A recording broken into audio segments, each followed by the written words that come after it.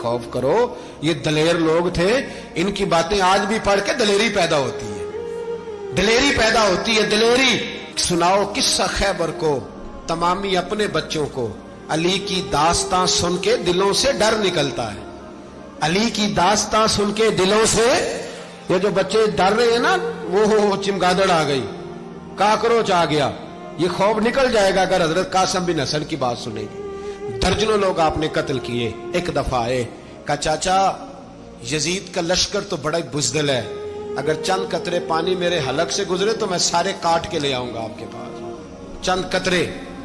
लेकिन थोड़ी देर गुजरी, अमर बिन साद कहने लगा अकेले अकेले जाओगे तो अली का पोता है, ये सबको मार देगा, इकट्ठे जाओ। चारों जानब से तीर बरसे, एक तीर लगा आके गर्दन के पीछे, बस जनाबे सैयदना कासिम बिन हसन घोड़े से नीचे गिरे। तो जनाबे ज़ैनब हौसला करके आंसू समेट के कहने लगी मैं देख रही हूं पर्दे के पीछे से हुसैन मेरे भाई का बेटा गिर गया है, जा उसे उठा के ला। हजरत इमाम हुसैन उनको उठा के लाए। तो इमाम हुसैन ने सीने से लगाया हुआ था तो उनके पैर, उनका कद लगता था इमाम हुसैन से ज्यादा है। उठा के लाया, लिटा दिया गया। इमाम हुसैन के अपने बड़े बेटे मैदान में निकलने को, अली अकबर नाम है। जब जिन लोगों ने हुजूर को नहीं देखा था, वो जब कहते ना हमने नबी पाक का दीदार नहीं किया तो बताओ किस तरह के थे, तो बताया जाता था कि जनाब अली अकबर का दीदार करो, हम शबीह मुस्तफ़ा। और जब वो गलियों में निकलते थे तो औरतें छतों पे चढ़ जाती थी। जनाब अली अकबर रदी अल्लाह ताला अन्हु तलवार लेके मैदान में निकले, जवान बेटे देने बड़े मुश्किल। ओ यारो रट्टा क्या है ये तो बताओ कि जालिम आदमी हुक्मरान है, यार ये रट्टा है, एक जालिम का रास्ता रोकना है, इस रट्टे के लिए हम शबीह मुस्तफा जनाब सैयदना इमाम अली अकबर मैदान में निकले, बड़े लोग मारे, बड़े। फिर एक तीर उनके भी गले में लगा और जब वो गिरे ना जमीन पे तो हजरत इमाम हुसैन दौड़ के आए, दौड़ के, और जब तशरीफ लाए तो उनके गले से तीर खींचा। तो एक जुमला लिखा है साहिब तबरी ने, उसने हद कर दी। कहने लगे तीर खींचा तो इमाम हुसैन की आंखों में आंसू आए। कहने लगे काश जनाब इब्राहिम आज मेरे सामने होते तो मैं उन्हें कहता कि आपने तो बेटा ज़िबा करते वक्त आंखों पे पट्टी बांधी थी, देखो मैं खुली आंखों से बच्चे ज़िबा कर रहा हूं, खुली आंखों। काश जनाब इब्राहिम खलील होते तो उन्हें कहता।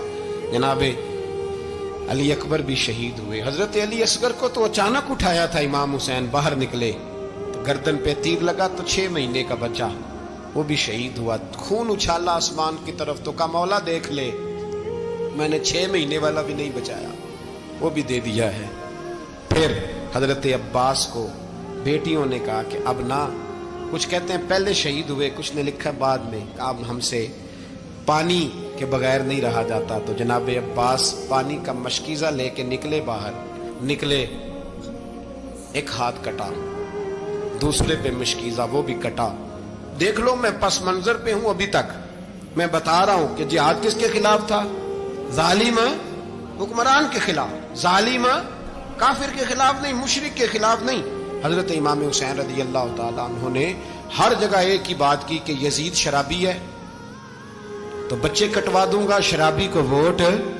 ये एक नहीं, हर किताब में यही लिखा, हर किताब में, हर मसलक की किताब। यजीद चूंकि मुजरे देखता है, रंडियों का नाच देखता है, बच्चे कटवा दूंगा, उसके हाथ में हाथ। इमाम हुसैन ने फरमाया चूंकि अल्लाह की हदों को तोड़ता है, हुकूकुल्लाह पामाल करता है, हुदूदुल्लाह, बच्चे कटवा दूंगा लेकिन उसके हाथ में हाथ। सारा दिन खुद मुजरा देखना और 10 मुहर्रम को 2 देगे पका के हुसैनी बन जाना, सारा साल खुद गंदमंद करना, शराबियों के साथ रहना और 10 मुहर्रम को 2 आंसू बहा के याद रखना।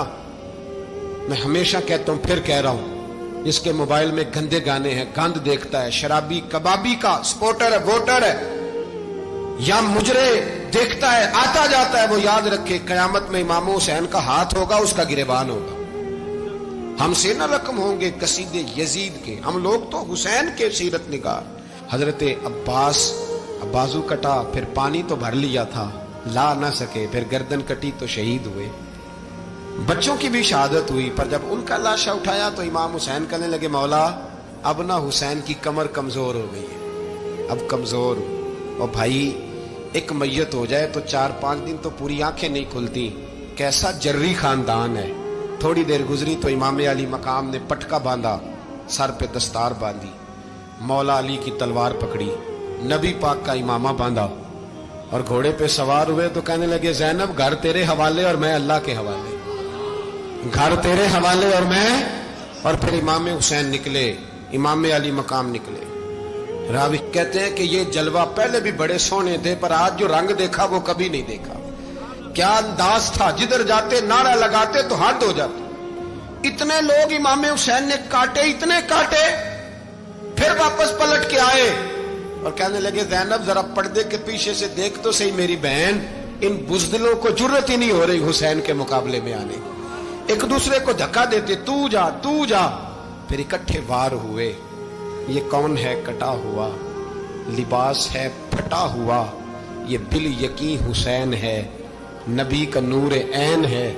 پھر چاروں جانب سے تیر برسے تو امام علی مقام چونکہ نماز کا وقت ہو گیا تھا, اترے گھوڑے سے, خون بہ رہا تھا, گرم ترین ریت سے تیمم کیا, سر سجدے میں رکھا اور جب شمر آپ کی گردن کاٹنے لگا تو کہنے لگے ٹھہر جا ذرا رب سے ایک بات کر لینے دے. اور پھر بولے امام حسین, کہنے لگے مالک تو اب بتا کہ حسین سے راضی ہے کہ ناراض ہے, تو بتا. تو پھر ایک آواز آئی, یا ایتھا النفس مطمئنہ ارجعی الی ربک راضیۃ مرضیہ. فرمایا نفس مطمئنہ واپس آ جا, تو اللہ سے راضی ہے, اللہ تجھ سے راضی. امام حسین وہاں شہید ہو گئے. اب یہ قافلہ امام حسین کا سر کاٹ, ذرا دیکھنا غور کرنا, سر کاٹ کے نیزے پہ رکھا ہے, جسم کربلا میں پڑا ہے. عورتوں کو گھوڑوں پہ بٹھا کے لے جایا گیا یزید کے دربار میں. یزید پہلے عبید اللہ ابن زیاد نے بدتمیزی کی, پھر یزید نے کی. سعودی عرب کا ایک مولوی بول رہا تھا, سعودی عرب کا, ان سے بھی بڑا عشق ہے, جس نے تقریر سننی ہو میرے پاس ہے. ہمیں لوگ مشورے دیتے ہیں کہ جو یزید کو اچھا کہے اور حسین کو باغی کہے اس کو ہم امام مان لیں. اس بے شرم بے حیا کو جو نبی پاک کے گھرانے کے بارے میں بکے اسے امام. سعودی عرب میں مسجد نبی میں درس دینے والا جس نے تقریر سننی ہو میرے پاس ہے. وہ کہتا ہے یزید تو بڑا اچھا آدمی تھا, اس نے تو بڑی خدمت کی, تو میں نے اسے کہا رشتہ داری کر لیا یزید کے ساتھ, قریب ہو جا. شرم نہیں آتی؟ آج بھی نبی پاک کا دل دکھاتے ہو, حیا نہیں آتی, خیال نہیں آتا. اور لوگ گھر میں بیٹھ کے باتیں کرتے ہیں, کہتے ہیں جی جو بیت اللہ میں ہو وہ بھی برا ہو سکتا ہے. بیت اللہ میں تو 360 بت بھی تھے, وہ اچھے تھے. مدینے میں تو 360 منافق بھی رہے, پوری سورہ منافقون نازل ہوئی, وہ اچھے تھے.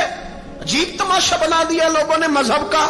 کہتا ہے یزید نے تو بڑی خدمت, تو عبید اللہ ابن زیاد نے قتل کیا. بے شرمو, اگر عبید اللہ ابن زیاد نے بھی قتل کیا تھا تو حکومت کس کی تھی؟ تو پھر یزید نے عبید اللہ ابن زیاد کو سزا کیوں نہیں دی, بلکہ ایک جگہ 2 گورنریاں دی اس کو؟ یہ حال کیا. بلکہ سنو کہ یزید چھڑیاں مار رہا تھا, چھڑیاں.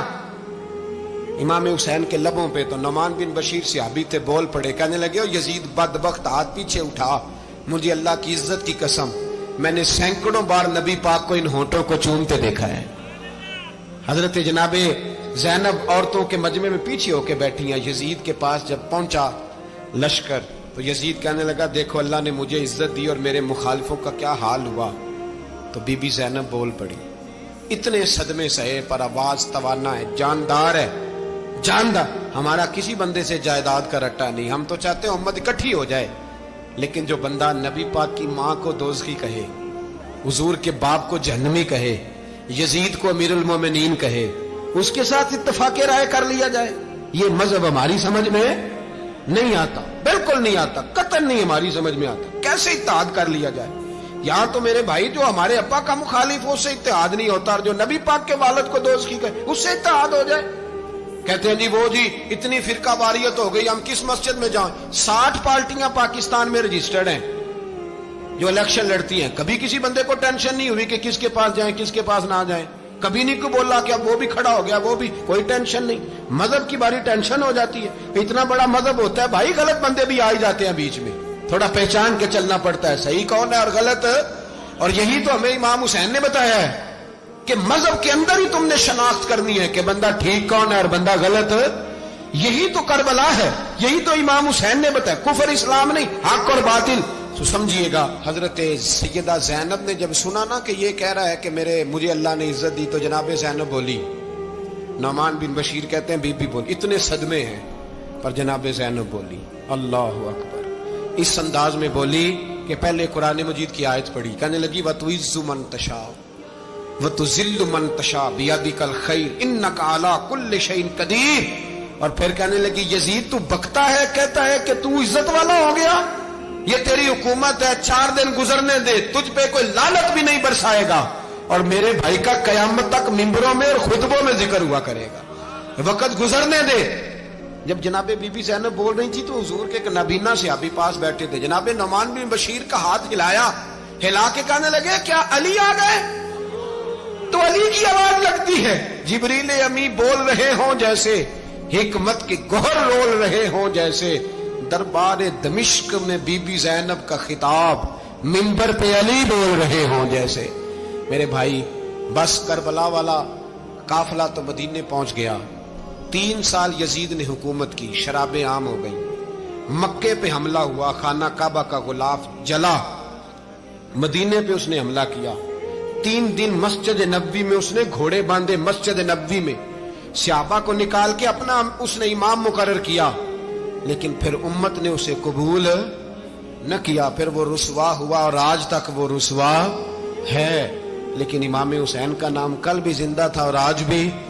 درس یہ ہے، پیغام یہ ہے، پیغام یہ ہے، یاد رکھو موت تیزی سے آ رہی ہے، ہمارے ساتھ والے دائیں بائیں والے سب چلے گئے، اسی طرح نمبر لگے گا، ایک دن اعلان ہوگا، ضمیر کے قیدی بن کے زندگی نہ گزارو، بالکل نہ گزارو، یہ تھوڑی سی زندگی ہے، دنیا سجن المومن، حق بات کرو، حق پہ ڈٹنا سیکھو، دین سمجھو، خبردار رسول پاک صلی اللہ علیہ وسلم کے دین میں ظالم، جابر، فاسق، فاجر کی کوئی گنجائش خطر نہیں ہے، اپنے آپ کو سمیٹو، اپنے آپ کو سنبھالو، دین میں اپنا کردار ادا کرنے کی کوشش کرو، دین طلب کرتا ہے ہم سے کہ ہم نے دین کو کیا دیا ہے، امام حسین نے سارا گھرانہ دین کے لیے دے دیا، ہمارا جو بچہ کسی کام کا نہیں رہتا اسے مدرسے داخل کراتے، ہم نے دین اتنا کمزور کر دیا ہے کہ عالم اگر شور نہ کریں، عالم اگر شور نہ کرے، زور نہ کرے،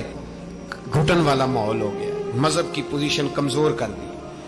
اب جہاں تک اس بات کا تعلق ہے جی فرقے ہو گئے، تو میرے بھائی یہ کوئی اتنی خطرناک بات ہے، یہ کوئی اتنا مشکل معاملہ نہیں ہے، یہ تو امام حسین نے بتا دیا تھا کہ یزید کے طور پر ایک غلط فرقہ کھڑا ہو گیا ہے، لہذا اس کا مقابلہ کرنا ہے، اس میں کوئی بری بات ہے، لیکن ایک سبق ہے بزرگوں کا کہ اگر سچی بات بھی نہیں کرنی تو پھر اس منبر کا حق ادا نہیں ہوتا، جو سچ بولے وہ حسینی ہے، جو ظالم کے سامنے کھڑا ہو جائے وہ حسینی ہے، جو مصلحت کوش ہو، جو کہے ٹائم نہیں، گراؤنڈ ریالٹی نہیں، حالات نہیں، طبیعت نہیں، موقع نہیں، تو ابھی امام حسین کے پیغام کو نہیں سمجھا۔